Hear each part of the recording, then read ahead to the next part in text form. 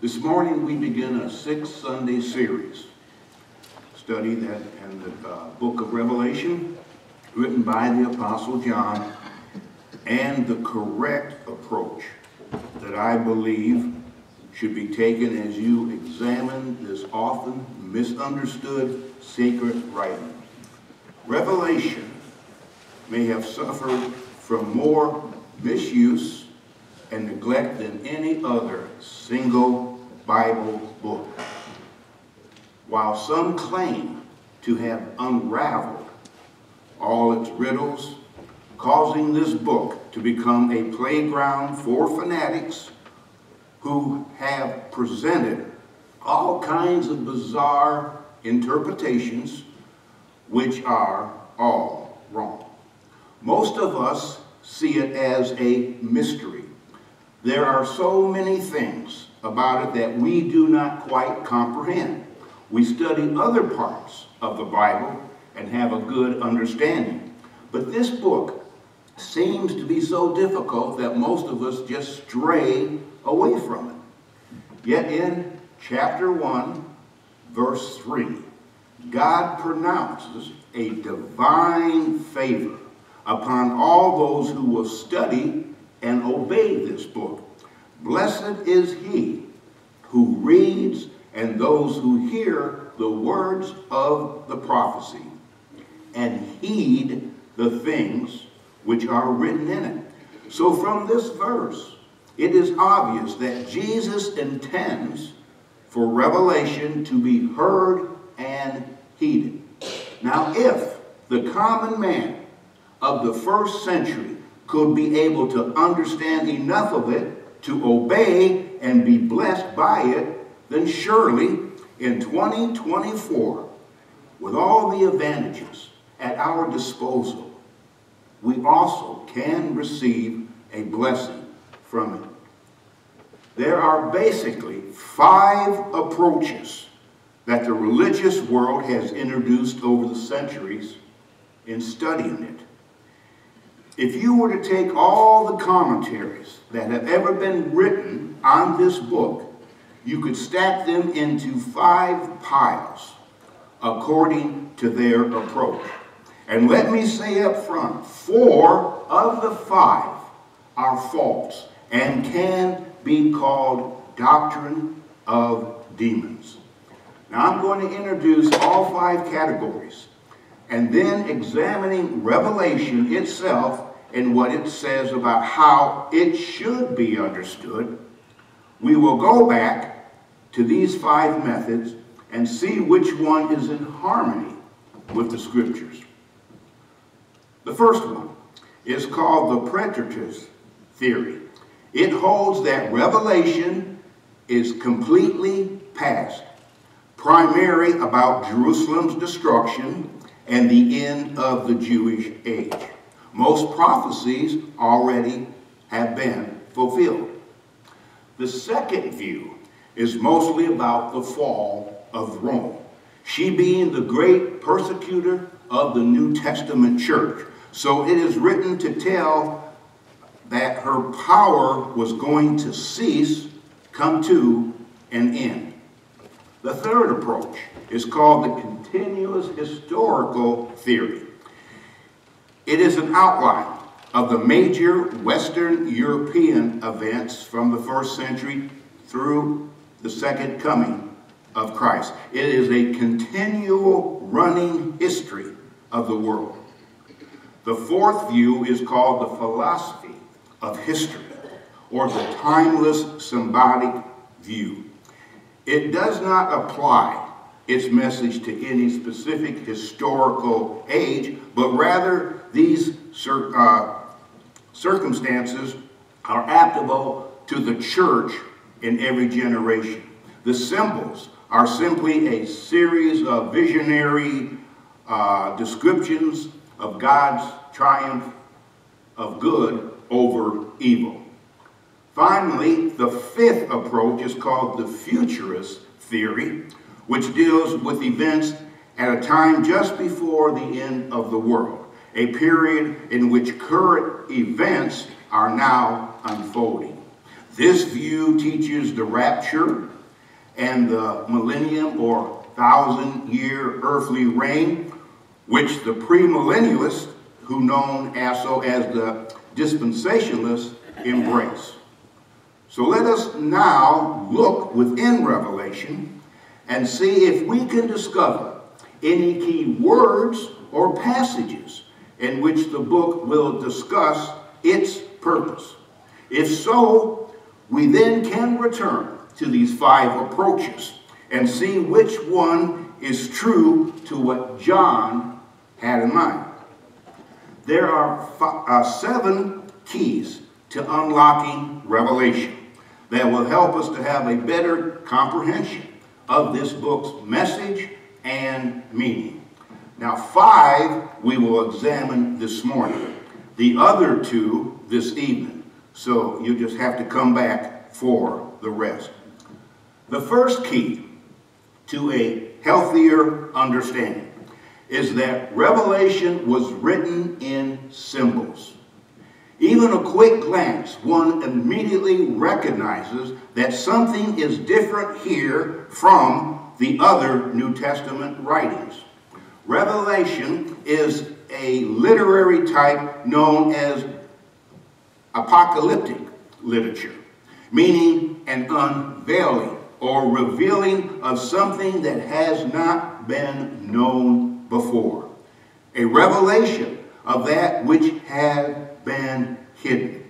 Its predictions are not in plain language, but rather in visions or imagery that is highly symbolic, drawing from all aspects of nature and human life.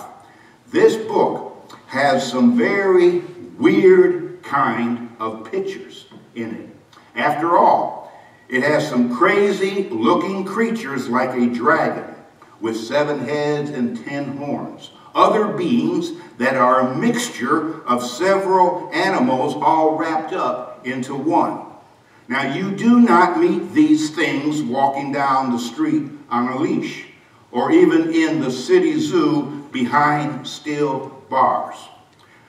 It was common for the ancient Jewish literature to be full of symbolism, especially during a period of persecution. Well, not only was symbolism employed as figures of speech in this writing, but numbers were used in a symbolic way too, such as number 3, 7, 10, 666, 1000. And secondly, it is prophetic, predicting historical events that occur soon. So we must recognize that the apocalyptic language is symbolic and must be approached in that manner as a book of symbols. In other parts of the New Testament, being written in a non-figurative language, you just sort of assume it is literal, unless there is some reason that forces you to take it symbolically. But in Revelation, you do just the opposite. You approach it assuming it's symbolic, unless you must take it in a literal way. I suppose all of us that have done any independent thinking have wondered why God chose to disclose the things in Revelation as he did. Why did he just not explain it in plain Greek so there would be no 5 different approaches? Why all this mystical coded language to reveal his message? I believe the answer lies in the reason Jesus gave why he was speaking in parables. Jesus says, I am talking in parables so that some can understand what I'm saying and still be hidden from others not having a clue. The personal safety of both John and his readers, the New Testament church, would have been endangered even greater by their Roman persecutors if the ungodly understood the true meaning of Revelation. because it is a letter of complete condemnation of Rome and its leaders, namely the Caesar or emperor. So this book was written in a sort of code form that would protect the Christians. Since the pagans could not break the code, the church could not be accused of circulating and reading subversive and seditious material. So the first key to understanding is that Revelation is written with symbols. The second characteristic or key is that it was written primarily about things that were in a short while to happen, to take place soon, or become a reality presently. Notice these passages that make it clear that the events written in Revelation are shortly to come to pass. 1 verse 1, the revelation of Jesus Christ, which God gave him to show to his bondservants the things which must shortly take place. 1 verse 3, for the time is near. Chapter 3, verse 11, I am coming quickly. Chapter 22, verse 6, show to his bondservants the things which must shortly take place. 22, verse 7, and behold, I am coming quickly. 22:10, do not seal up the words of the prophecy of this book, for the time is new. Also in 22, verse 12, behold, I am coming quickly. And then 22, verse 20. Yes, I am coming quickly. So from the starting gate, chapter 1, verse 1, over and over again, the idea is stressed that these events recorded are to happen shortly. The Greek word means immediately, in haste. It ought to be obvious to every Bible student that when Jesus says, I am coming quickly, he is not referring to his second advent. Because if that is what it meant, he did not come very quickly. He's as slow as the thickest molasses. He must not have known what quickly refers to, because we are still waiting. Seriously, Jesus meant that he was coming quickly to do the things that were to happen in this book, to set the things in motion, to get the ball rolling, we might say. So whatever approach we use, it must be in harmony with what Revelation is saying about the events that are to happen relatively soon, not in some far distant future. We now come to the third of our keys to examine. That Revelation was written primarily to comfort suffering Christians in their struggles against the forces of evil, namely the Roman Empire. The theme of persecution is very prevalent in this book. Notice these passages that are a help or a relief to them. And remember, whatever interpretation we give to Revelation, it must go along with the fact of those who received this book first, these early persecuted Christians. In chapter 1, verse 9, John says he was a fellow partaker in the tribulation with them. In chapter 2 and chapter 3, 6 of the 7 letters to the 7 churches of Asia mention persecution is going on. Chapter 6, verse 9, chapter 20, verse 4, you find the phrases used, the souls of those who have been slain or beheaded. This is a reference to the Christians that have been murdered, dying as martyrs in the persecution for their faithfulness to the Lord's will. Chapter 7:14, in heaven, these are the ones who have come out of the great tribulation. Revelation chapter 11 tells of the death of the 2 witnesses that came preaching God's truth, and their bodies were left in the streets of the great city. Chapter 12, Satan's persecution against God's people, as seen in the woman and her child. In 13:15, you have the second beast kills those that refuse to worship the first beast. Chapter 14:13, blessed are the dead who die in the Lord from now on. These are not Christians that die a peaceful, quick death, but suffered slowly for their faith.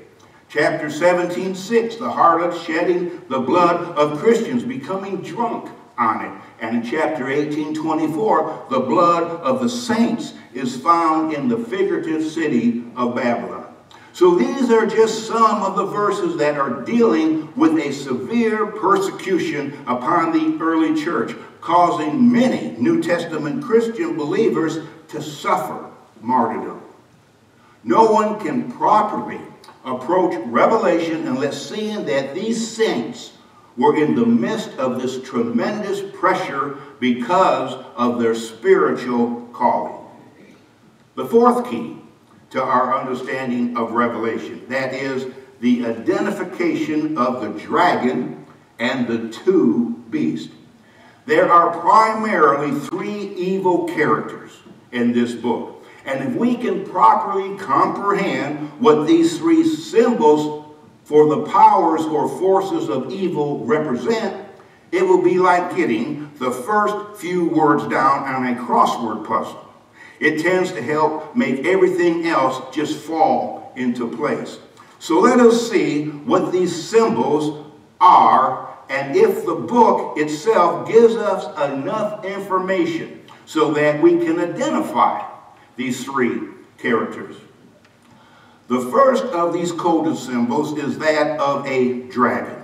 And when you dwell on it, you are going to think of a strange cartoon image. Notice his characteristics in Revelation 12, where he is introduced. He is a red dragon with 7 heads, and on each is a crown, and he has 10 horns and a tail that sweeps away 1/3 of the stars of heaven. This dragon is the main character from chapter 12 to 20, the main evil character. So if we can identify him, that will help us to better understand these several chapters. To show you just how important he is in this book, he first tries to devour the child before he's born and failed. So he attacks the mother of the child, but she flees into the wilderness and is protected. So then the dragon makes war in heaven and is thrown down. Then he brings 2 beasts as his allies to help him fight against the Lamb. Finally, he is bound for 1,000 years in the bottomless pit and is released for a little while, and then he's cast into the lake of fire and brimstone. Now, all of this applies to the dragon, and this is one symbol in Revelation where there is no doubt to his identity. Chapter 12, verse 9, makes out this dragon. And the great dragon was thrown down, the serpent of old, who is called the devil and Satan, who deceives the world. So the dragon, he represents the power of evil in this world, the devil, Satan himself. Now we examine the 2 allies Satan calls up or upon to aid him. The first beast is introduced in chapter 13. Not a dragon, but a beast almost like a dragon, with 7 heads, 10 horns, and 10 crowns. He is a composition of several animals, body like a leopard, feet as a bear, and a mouth of a lion. He is an animal that is taken from several symbols which appear in the Old Testament. In Daniel chapter 7, we find 4 different beasts representing 4 world kingdoms. The first, like a lion, was the Babylonian Empire. The second, as a bear, was the Mede-Persian Empire. The third, as a leopard, was the Grecian Empire. Then the fourth beast, that had no name, but had iron teeth, claws of bronze, and 10 horns, which would wage war against the saints, is the Roman Empire. So John, under inspiration, draws from these 4 animals and puts them into one strange animal, and that creepy critter is the terrible beast which appears in Revelation chapter 3. So what does this beast represent? What does John mean by referring to these Old Testament figures? All 4 in the Old Testament represent political powers: the Babylonians, the Persians, the Greeks, and Romans. John is saying, by using some figures from the Old Testament, I am talking about a political power. This beast is associated with political power. He is an evil creature because the devil calls him forth. And he represents the dragon or Satan by having heads and horns and crowns. So the first beast represents an evil political government.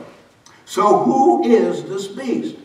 Well, let us look at a few more clues before we answer that. You turn over to Revelation chapter 17 and you find some more descriptions of this beast. In chapter 17, verse 9, the 7 heads are 7 mountains. So there's something about this evil political system that is related to 7 mountains or hills. You also find in verse 10 that the 7 heads represent 7 kings. 5 have fallen. So 5 of the 7 have passed. 1 is. That means 1 is now reigning, and the other has not yet come. So you have another one that is still going to come and reign. So we have now this symbol. It is for an evil regime existing when the New Testament church received this book, because one of the kings is now in power. Not a brand new political power, because 5 of its kings have already passed, or a government that is going to end soon because 1 has not yet come. And there's something, again, about this evil system that is related to 7 mountains or hills. I believe this symbol would have been quite clear to that generation of Christians that first received this book as referring to the Roman Empire, because the city of Rome was built upon 7 hills. It was a political power having many things about it being evil. In many respects, an ally of Satan. By the time Revelation was written in the early 90 AD, Rome had 5 major emperors. And number 6 was now reigning. Now, there's going to be more about these emperors in a later lesson, because I'm going to elaborate on what this little section means and tell you who they are. So there were many clues given to the first century New Testament church that this stood for the Roman Empire. But let me give you one more passage just to be certain. In chapter 13, verse 7, 8. And it was given to this beast to make war with the saints and to overcome them, and to have authority over all the nations, and all the nations to worship the beast. 3 things are told us about this first beast. Number 1, it was a power that would make war by persecuting Christians, and Rome certainly was. Number 2, it was a universal power over all the nations.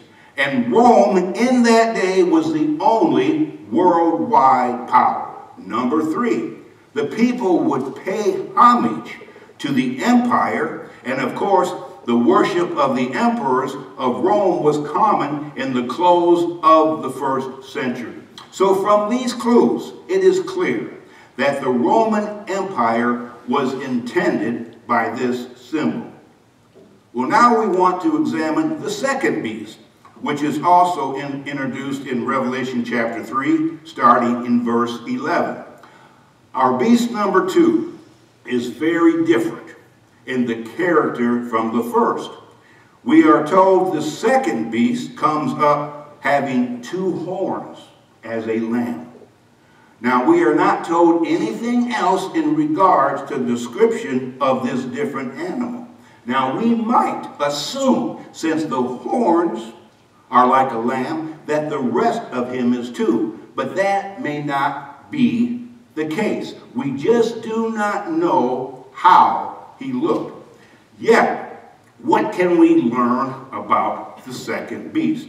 In chapter 19, verse 20, this beast is called the false prophet.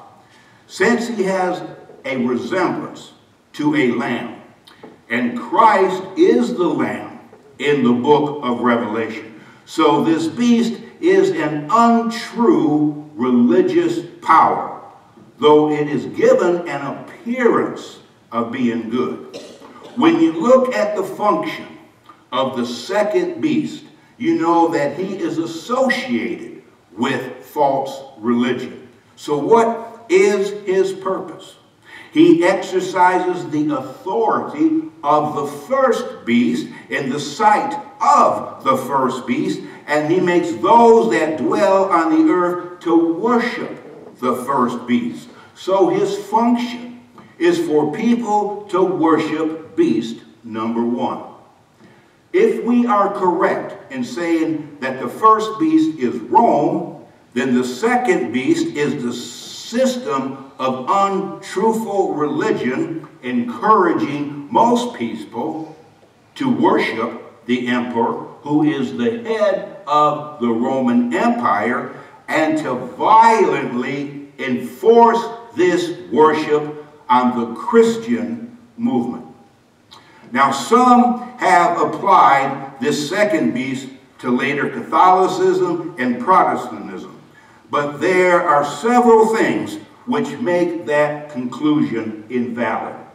The verses that have just been read, the second beast is given authority in the sight of the first beast. They existed simultaneously, one not after another.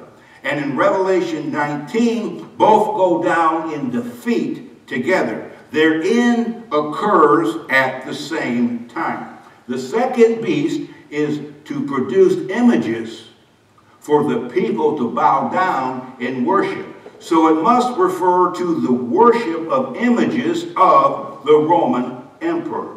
Again, for those in the first century receiving this book, this thought was very striking, because there were those that went around enforcing emperor worship and would kill those that refused to bow to his image.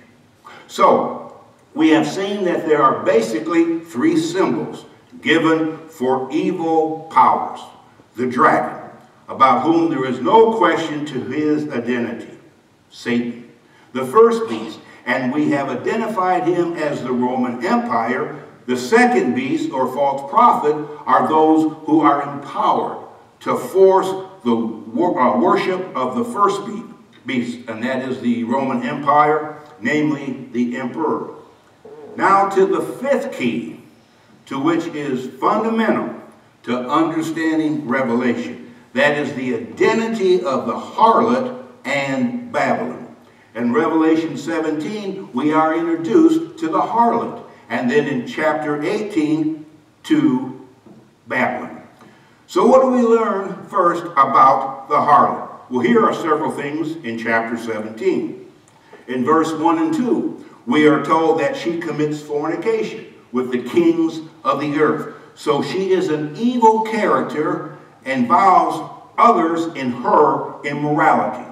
Then still 17, verse 3, she is seated upon a scarlet beast. In 4, she is a symbol of wealth and luxury, also holding in her hand a cup full of abominations. And then in verse 6, she is involved with the persecution, even the death of New Testament Christians, to the point that she is made drunk upon their blood, and also she murders the two witnesses of Jesus.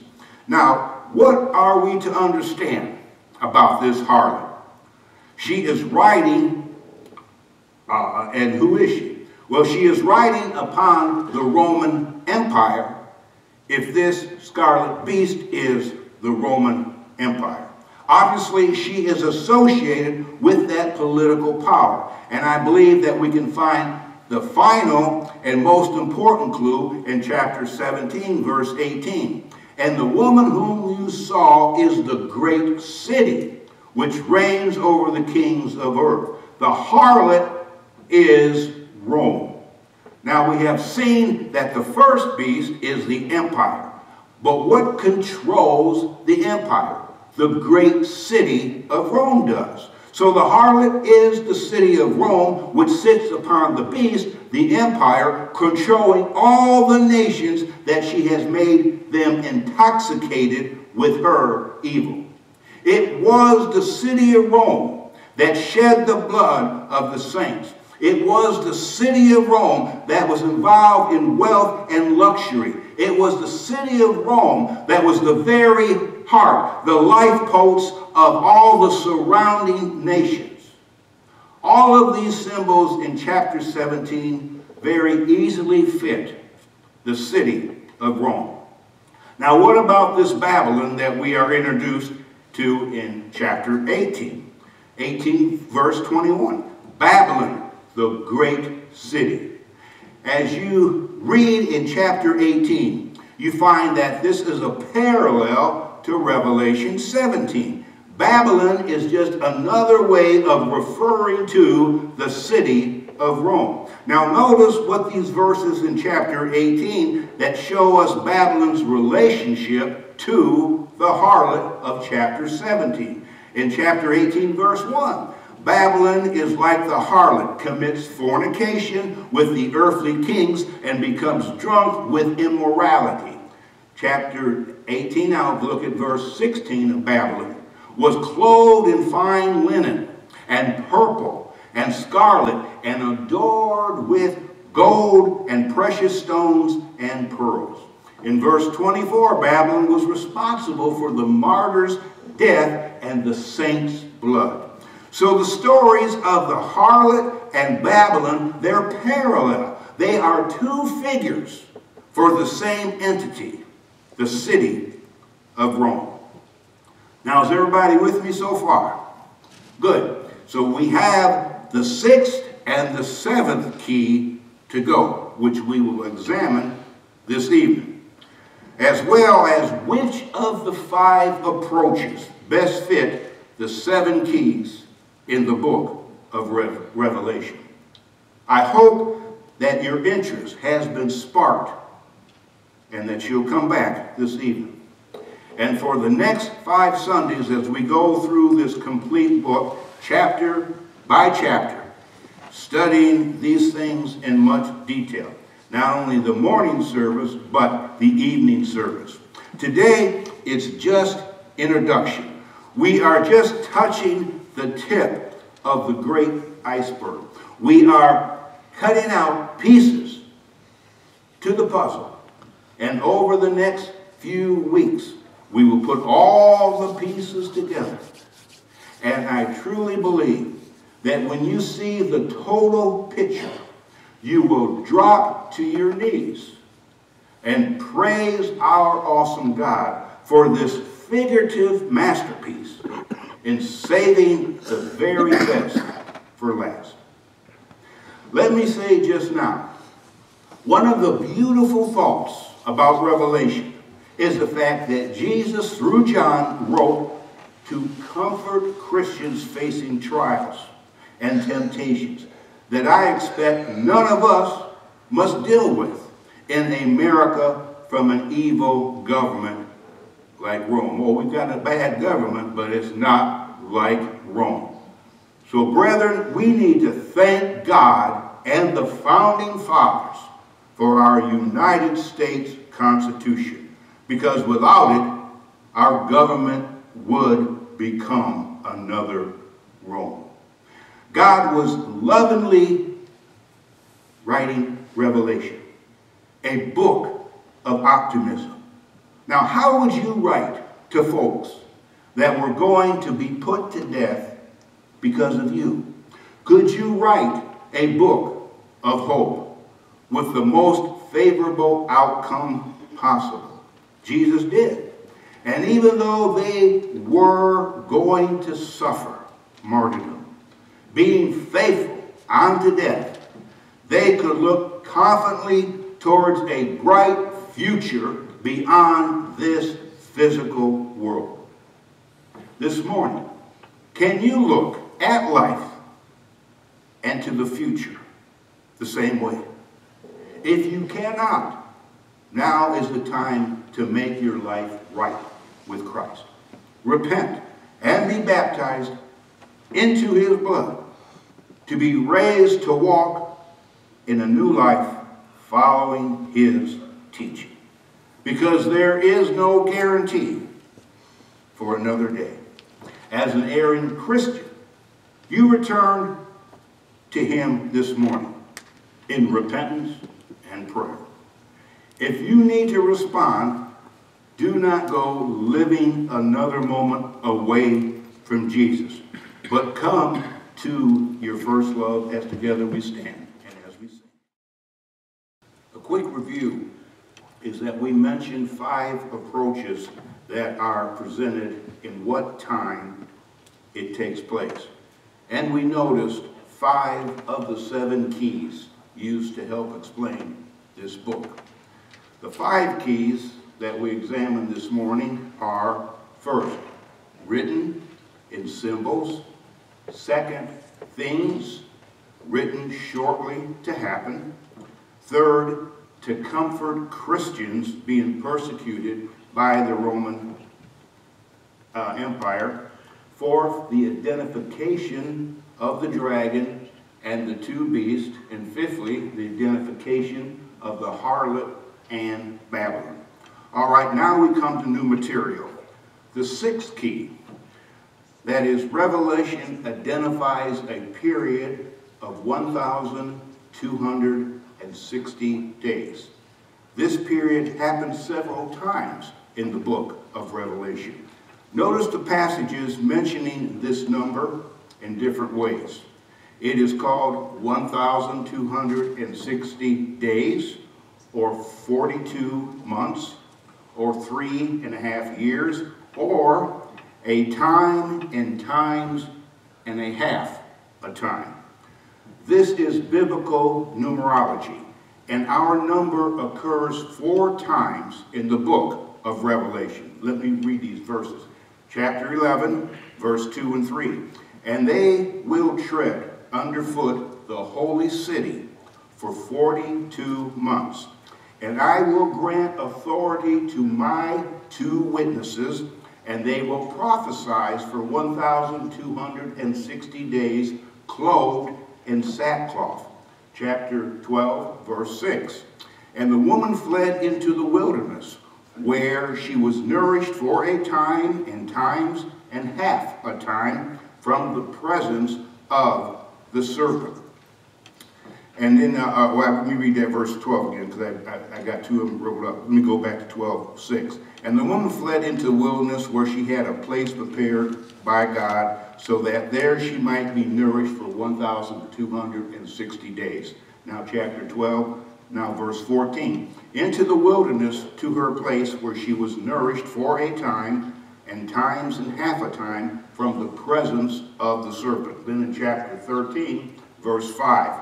And authority to act for 42 months was given to him. So what can we learn about these periods of time? First off, each is equal in length. 1,260 days is equal to 42 months, and that is equal to 3.5 years. It is just being expressed in different ways. This evening, if we have the time, to spend an in-depth study in each of these four passages, we would notice that they all involve the persecution of God's people. For the same period that the holy city is oppressed by the Gentiles, there is found the prophesying of the two witnesses whose apparel would indicate that it was a time of mourning, lamentation, and penitence. The woman going into a place prepared by God where she is nourished and protected, in one verse says 1,260 days, and another verse, a time and times and half a time, or 3.5 years. And the beast was given authority for 42 months to give the New Testament church hardships. I believe that we are safe in saying that the book of Revelation was written to prepare these Christians for the coming of an intense persecution, not a literal time of 3.5 years, because that is a symbolic term, but an indefinite yet temporary period during which the faithful shall suffer hardships from the beast who has been given power for those 42 months. It is a period again of intense persecution by the Roman Empire on the New Testament church. Another observation we learn from these periods that are mentioned in Revelation chapter 11 through 13 there are times that refer to different points in the sequence of our story. Revelation's uniqueness is seen that it is reoccurring. It is a book of cycles. Revelation is not one continuous chronological story with events being fulfilled over the past 19 centuries.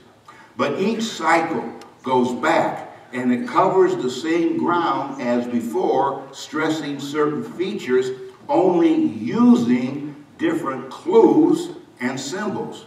Probably our best example of that is found in Revelation chapter 5, in which Jesus has ascended. He has entered heaven looking like a lamb that has been slain. That is clearly referring to his ascension to the very throne scene of God. Then in Revelation chapter 12, we find a child is born. Obviously, this is referring to Jesus, and he is taken to heaven. So chapter 5 and chapter 12 seem to be discussing the same event. It's a mini-series on Revelation, but it's not one continuous story. However, today, all we are doing is just laying some groundwork. Now we come to the seventh and the final key for a better understanding. And it tells us that Revelation is looking to a spiritual kingdom and not physical. Many in our religious community find in Revelation a physical kingdom that is still in the future and yet to come. But I do not see that. From two verses in Revelation chapter 1 that tell us something about this kingdom. In chapter 1 verse 6, and he has made us to be a kingdom, priest, to his God and Father. To him be the glory and the dominion forever and ever. Amen. John is writing to the seven churches. He states that Jesus has made us to be a kingdom and priest. That suggests to me that the kingdom was already in existence sometime before John penned chapter 1. John speaks in past tense, has made us to be a kingdom and priest. Also, it's spiritual because we are priests in it. So it's not some future earthly kingdom, but an existing spiritual kingdom. Now that was the one verse. The second one is in chapter 1, verse 9. We learn much of the same thing. I, John, your brother and fellow partaker in tribulation and kingdom. So John is expressing he is, at that time in chapter 1, already in the kingdom. And of course, this parallels with what Jesus said, as John wrote in his Gospel of John, chapter 18:36. The words of Jesus, "My kingdom is not of this world. My kingdom is not of this realm." Okay, so we have now seen these 7 keys, the 5 this morning and these 2 right now. So what do they tell us about any one of these 5 approaches that we should look at, that we mentioned this morning? I hope you can already see that where we are headed in this analysis of which one of these 5 approaches. And the approach that we're really serious about is the second view, that Revelation was written primarily about Rome and the fall of Rome. This coded message was given to Christians that were being persecuted for their faith, that were wondering if it was really worth going through all this suffering for Christ. Basically, this struggle just seems to go on and on, and we seem to always be the losers. When will it end? When will the tide turn in our favor?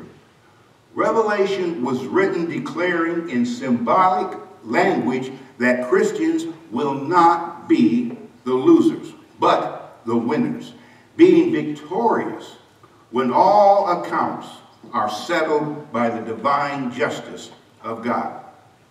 Well, let us look at the 7 keys and see why they point to the second interpretation. Again, the first key was written in symbols, and these symbols are about and for Rome.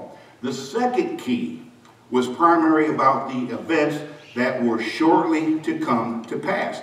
These things first applied to an intense persecution upon the New Testament church, and following that, the growing seeds of decay and final destruction of Rome. The third key was that it was given to comfort the persecuted Christians. And surely of all the 5 approaches, the second would give them the most comfort and strength, for it was in their time. The fourth key identifies the dragon as Satan and relates the 2 beasts to the Roman Empire and those that would enforce emperor worship.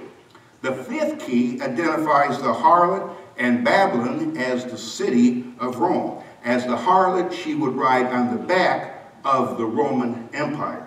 The 6th key gives us the identification of the 1,260 days as an indefinite time of intense persecution soon to come upon those who are the saints.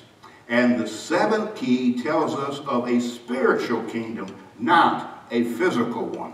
And of course, the spiritual kingdom is in reference to the New Testament church, which would eventually prevail over all the physical kingdoms of the world, because every physical government or kingdom ends at the second coming, but the church will continue forever. Now, that is why I have picked number 2. Am I correct in rejecting the other 4 approaches? Well, let me say a word or 2 about each of these. View 1 refers to the destruction of Jerusalem, and that does not fit these keys very well. It requires an earlier date of the book, and that is not historically justifiable, making it written prior to AD 70, as well as it makes Jerusalem the center of the world, reigning over nations, and that does not fit very well in the case of Jerusalem historically in the 1st century.